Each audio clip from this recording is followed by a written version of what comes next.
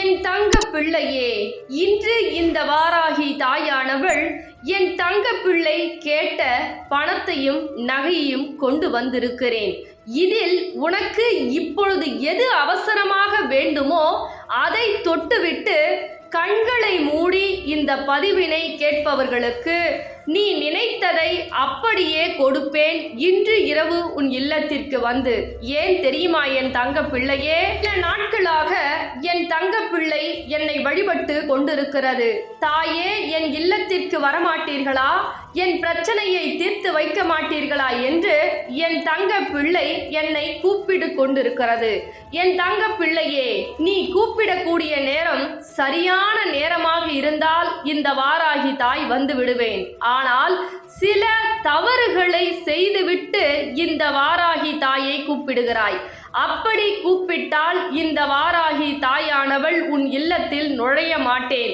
அதற்காக இப்பொழுது நீ சரியான விஷயத்தை செய்திருந்தால் மட்டும்தான் உன் இல்லத்தில் வருவேன். நீ நினைத்ததை அப்படியே நடத்தி கொடுப்பேன். அதனால் இந்த பதிவில் சொல்லக்கூடிய ஒவ்வொரு விஷயத்தையும் உன் இல்லத்தில் செய்தால் நிச்சயம் உன் இல்லம் தேடி வருவேன். நீ நினைத்த காரியத்தை செய்து கொடுப்பேன்.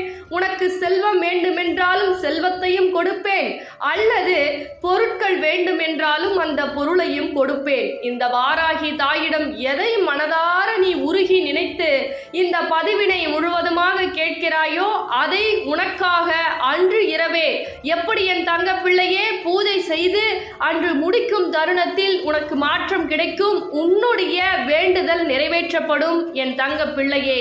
அதனால் சொல்வதற்கு நான் தயாராக இருக்கிறேன். கேட்பதற்கு நீ தயாராக இருந்தால் ஆம் தாயே, நான் தயாராக இருக்கிறேன் என்று கேட்கக்கூடிய ஒவ்வொரு தங்க பிள்ளைகளும் எனக்காக குறு மெசேஜை அனுப்பி வைக்க வேண்டும். அதனால் சொல்கிறேன், தயாராக கேட்டு தைரியமாக செயல்படு என் தங்க பிள்ளையே. சில தங்க பிள்ளைகள் என்னை வழிபடும் பொழுது அவர்கள் இல்லத்தில் மாமிசம் செய்து சாப்பிட்ட பிறகு, வீட்டை சுத்தம் செய்த பிறகு அவர்கள் என்னை இல்லத்திற்கு வரவேற்க காரியங்களை தொடங்குகிறார்கள். அதே போல் ஒரு சில தங்க பிள்ளைகள் ஏதாவது அசுத்தமான விஷயங்களை செய்த பிறகு, வீட்டை சுத்தம் செய்த பிறகு அவர்கள் என்னை இல்லத்திற்கு வரவேற்க விளக்கு ஏற்றுகிறார்கள். ஒரு சில தங்க பிள்ளைகள் சிலவற்றை வெளியே திரிந்தவர்களெல்லாம் உள்ளே கொண்டு வந்த பிறகு அவர்கள் இருக்கும் பொழுது என்னை இல்லத்தில் வரவேற்க காத்துக் கொண்டிருக்கிறார்கள் விளக்கேற்றி. இப்படியெல்லாம் செய்தால் உன் இல்லத்திற்கு நான் வருவது காலதாமதம் ஏற்படும் என் தங்க பிள்ளையே. மாமிசம் செய்த பிறகு, நீ வீட்டில் சாப்பிட்ட பிறகு அப்படியே விளக்கேற்றினால் இந்த வாராகி தாய் வரமாட்டேன். இன்னொரு பட்சத்தில் இந்த வாராகி தாயானவள் மற்றவர்கள் இல்லத்தில் இருக்கக்கூடிய நபர் உன் இல்லத்தில் இருந்தால் அந்த தருணத்தில் என்னால் வர முடியாது. அதேபோல் ஒரு சில தங்க பிள்ளைகள் அசுத்தமாக இருந்த பிறகு அதே தருணத்தில் வீட்டை சுத்தம் செய்யாமல் விளக்கேற்றுகிறீர்கள். இப்படியெல்லாம் ஒரு சில தங்க பிள்ளைகள் சிறு சிறு தவறை செய்த பிறகு அவர்கள் தாய், என் இல்லத்திற்கு வரமாட்டீர்கள், என் குறையை தீர்க்க மாட்டீர்கள், என் பிரச்சனை தீர மாட்டேங்கிறது, எனக்கு கடன் பிரச்சனை அப்படியே இருக்கிறது, பண உதவி கிடைக்கவில்லை, நான் நினைத்த காரியம் நடக்கவில்லை என்று ஒரு சில தங்க பிள்ளைகள் இந்த தவறை நீங்கள் செய்து கொண்டிருக்கிறீர்கள். என் தங்க பிள்ளையே, இன்று நான் சொல்வதை கவனமாக கேட்டுக்கொள். யார் நான் இல்லம் தேடி வரப்போகிறேன் என்று 3 நாட்கள் இல்லத்தில் எந்த ஒரு மாமிசத்தையும் சமைக்காமல், வெளிநபர் சொந்தக்காரர்கள் யாரும் உன் இல்லத்தில் இல்லாமல் இருக்க வேண்டும். வழிபாடு என்பது உன் குடும்பத்தில் உள்ள நபர் இருக்க வேண்டும், நீ இருக்க வேண்டும். அப்படி இருந்தால்தான் ஒரு விரதத்தை நீ கடைபிடிக்க வேண்டுமே தவிர, வெளிநபர் இருக்கும் பொழுது என்னை வரவேற்றால் கண்டிப்பாக உன்னுடைய இல்லத்தில் என்னால் முழுமையாக வர முடியாது. ஏன் தெரியுமா? ஒரு சில எண்ணம் எப்படி இருக்கும் என்றால், ஒரு சில உறவுக்காரர்களுக்கு பொறாமை எண்ணம் இருக்கும். ஒரு சிலருக்கு இவர்கள் இதை பண்ணுகிறார்களே, நாமும் இந்த விஷயத்தை நம் இல்லத்தில் செய்வோம் என்று நல்ல காரியத்தோடு செய்வதல்ல. நீ செய்கிறாய் என்ற பொறாமையால் மற்றொருவர் செய்கிறார்கள். அதே போல் எப்பொழுதும் பெருமைக்காக ஒரு விரதத்தையோ ஒரு விளக்கையோ நம் இல்லத்தில் ஏற்றக்கூடாது. இது அனைத்துமே உன் வாழ்க்கையில் கட்டாயமாக நீ கடைபிடிக்க வேண்டும் என்பதை இந்த பதிவின் மூலமாக நான் சொல்லுகிறேன். என் தங்க பிள்ளையே, ஒரு விஷயத்தை நாம் அடைய வேண்டும் என்றால், ஒரு விஷயத்தை சாதிக்க வேண்டும் என்றால் கண்டிப்பாக அதற்குண்டான உழைப்பை உன் இல்லத்தில் நீ செலுத்தியே ஆக வேண்டும். நான் சொல்வதை மட்டும் கவனமாக நீ செய்தால் உன்னுடைய செல்வம் செழிக்கும். உனக்கு நிறைய லக்ஷ்மி கடாட்சமான விஷயங்கள் எல்லாம் உன் இல்லத்தில் நிறைய அள்ள குறையாமல் அனைத்துமே இருக்கும். அதே போல் உன் கடன் பிரச்சனை புரியும். அதனால் இப்பொழுது என் தங்க பிள்ளைக்கு எந்த வகையிலாக நீ பூஜை செய்வதற்கு தொடங்குவதற்கு சரியான நேரம் இல்லை என்பதை சொல்லிக் கொடுத்திருக்கிறேன். என் தங்க பிள்ளையே, மறுமுறை சொல்கிறேன், இன்னும் கவனமாக கேள். மாமிசம் செய்த பிறகு பூஜை தொடங்குவது இருக்கக்கூடாது. உன்னுடைய இல்லத்தில் மாமிசம் செய்தால் 3 நாட்களுக்கு விரதம் என்பது நீ இருக்க முடியாது என்பதை இந்த பதிவின் மூலமாக தெரியப்படுத்துகிறேன். சாதாரணமாக அகல் தீபத்தை ஏற்றுவது வேறு, ஆனால் வழிபாடு என்பது வேறு. விரதம் முறைகள், உனக்கு பிடித்த விஷயங்கள் நடக்க வேண்டும் என்று விரதம் கடைபிடித்தது வேறு. விரதம் என்பது வாழ்க்கையில் சாதிக்க வேண்டும்.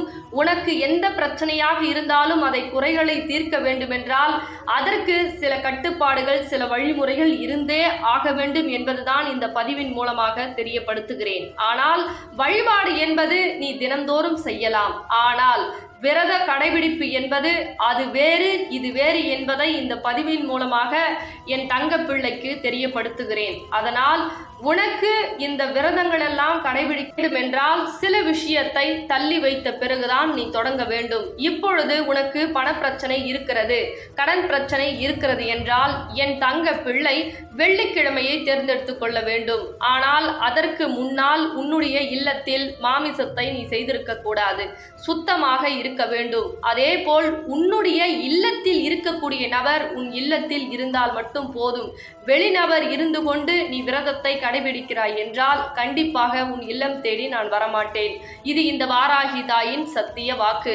நான் வரும்பொழுது உன்னுடைய இல்லத்தில் செல்வமும், குறைவற்ற செல்வமும், நிலையான அன்பும், நிலையான பாசமும் பெருகும்.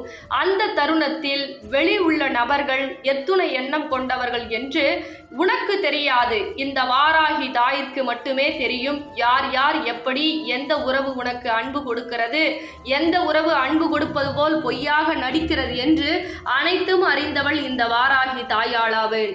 அதனால் இந்த தாய் சொல்வதை மட்டும் செய்தால் போதும். உன் இல்லத்தில் செல்வம், செழிப்பு அனைத்தும் நிலைக்கும். எப்பொழுதும் விரதத்தை கடைபிடிக்கும் பொழுது அதற்கு முன்னால் நீ மாமிசத்தை அறிந்திருக்க கூடாது.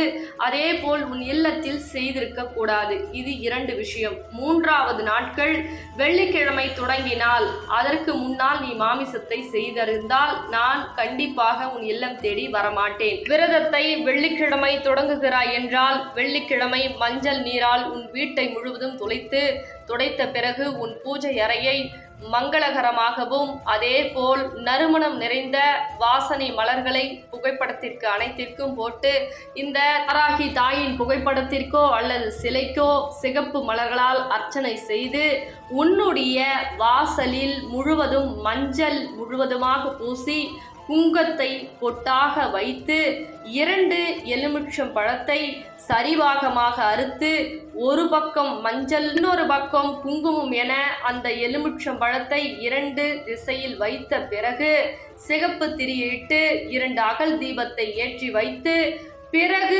உன்னுடைய பூஜை அறையில் 3 அகல் தீபத்தை சிகப்பு திரி போட்டு இந்த வாராகி தாயின் புகைப்படத்திற்கு முன்னால் அல்லது சிலைக்கு முன்னால் நீ வைக்க வேண்டும். வைத்த பிறகு இந்த வாராகி தாய்க்கு பிடித்த கிழங்கு வகைகளை நீ செய்யலாம்.